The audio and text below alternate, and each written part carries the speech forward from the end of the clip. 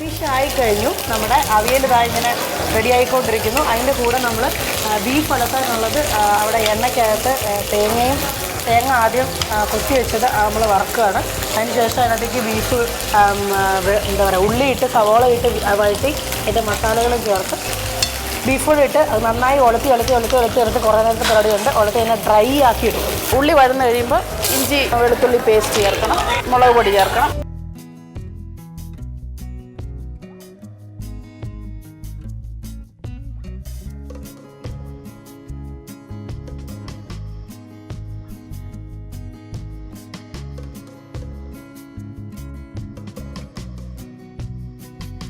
നമ്മൾ കൗള മുളക് പൊടി അതിലേക്കിട്ടു, കൗള മീറ്റ് മസാല ഇട്ടു. എന്നിട്ട് നന്നായിട്ട് അത് ഇളക്കി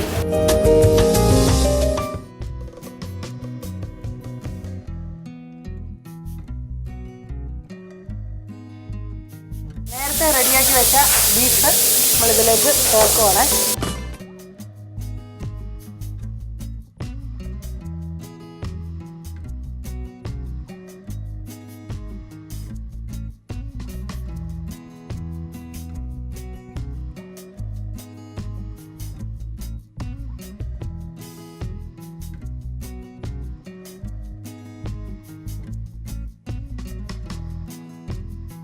അതിലേക്ക് കുറച്ച് കുരുമുളക് പൊടി ഇട്ടു.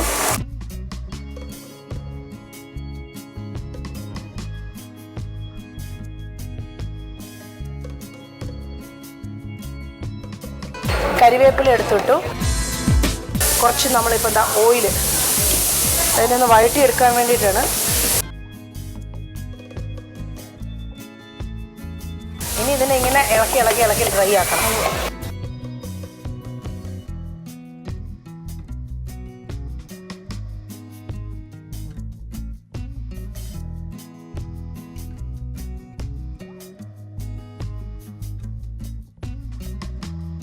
ബീഫും അവിയലും മിക്കവാറും ഒരേ സമയത്ത് റെഡിയായി തീരാൻ സാധ്യതയുണ്ട്.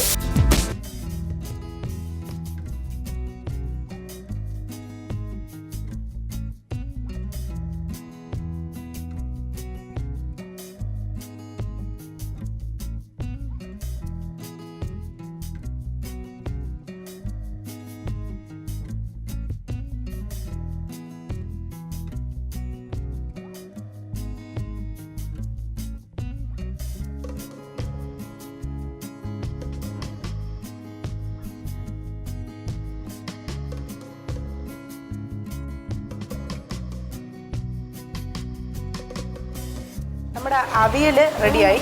അവിയൽ നമുക്ക് പ്ലേറ്റിലേക്ക് മാറ്റാം.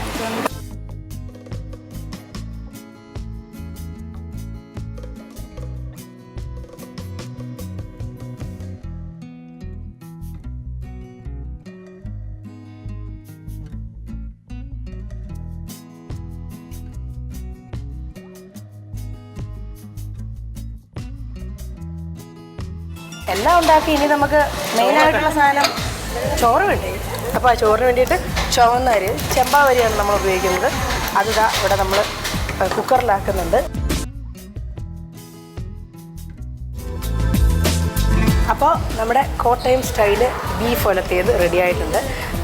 നമ്മൾ സാധാരണ കോട്ടയത്ത് എല്ലാത്തിനും കുറച്ച് എരിവ് കൂടുതലായിരിക്കും. അതിനകത്ത് കുരുമുളക് പൊടി നന്നായിട്ട് ആഡ് ചെയ്തിട്ടുണ്ട്.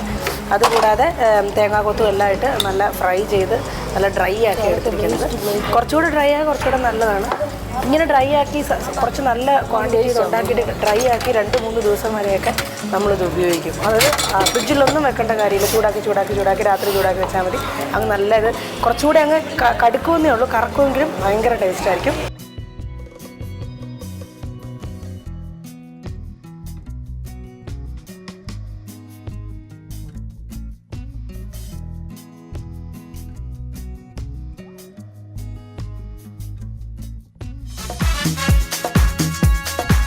സാധാരണ നമ്മുടെ വീട്ടിലൊക്കെ ആരെങ്കിലും ഗസ്റ്റുകൾ ഒരു 3-4 പേരൊക്കെ വന്നു കഴിഞ്ഞാൽ 1 കിലോ ബീഫ് വാങ്ങിച്ചു കഴിഞ്ഞാൽ കറി വെച്ച് കഴിഞ്ഞാൽ സുഖമായിട്ട് കൂട്ടാനും കഴിക്കാനും ഉള്ളതുണ്ട്. പക്ഷേ ബീഫ് ഉലത്തുമ്പോൾ ബീഫ് നന്നായിട്ട് ഡ്രൈ ചെയ്ത് കഴിയുമ്പോൾ ബീഫ് അങ്ങോട്ട് മുഴുവൻ കുഞ്ഞി കൂടി ചെറുതാവും. നമ്മൾ 1/2 കിലോ ബീഫായിരുന്നു ഞങ്ങൾ എടുത്തത്. ഫുള്ള് ഡ്രൈ ചെയ്ത് വരുമ്പോൾ സംഭവം ഈ ഒരു ബൗളിനകത്ത് ഒതുങ്ങുന്നതേ ഉള്ളൂ. ഒരാൾക്ക് മാത്രം, സത്യം പറഞ്ഞത് ഒരാൾക്ക് മാത്രം കഴിക്കാനുള്ളതേ ഉള്ളൂ. അപ്പോൾ പറഞ്ഞു വരുന്നത് 2 കിലോ ബീഫോളം വാങ്ങിച്ചെങ്കിൽ മാത്രമേ കാര്യമായിട്ട് ഒരു 4 പേർക്ക് ഇത്രയും നല്ല രീതിയിൽ ഒലത്തി ഡ്രൈ ആക്കി എടുത്ത് കഴിക്കാൻ പറ്റുള്ളൂ. നമ്മൾ എടുത്ത സമയത്ത് നമ്മൾ ഇതിനകത്തേക്ക് ഇട്ടപ്പോൾ നിങ്ങൾ കണ്ടു കാണും, നല്ല വലിപ്പമുണ്ടായിരുന്നു. ഇപ്പോൾ ഇത് വളരെ ചെറുതായി. ഇനി ഇത് ഇരിക്കും തോറും, ഞാൻ പറഞ്ഞില്ല, ഡ്രൈ ആക്കും തോറും വീണ്ടും വീണ്ടും വീണ്ടും ചെറുതാവുകയും ചെയ്യും, വീണ്ടും ടേസ്റ്റ് കൂടുകയും ചെയ്യും. അപ്പം നമ്മുടെ ബീഫ് കോട്ടയം സ്റ്റൈലിലുള്ള ബീഫ് ഒലത്തിയത് റെഡി ആയിട്ടുണ്ട്.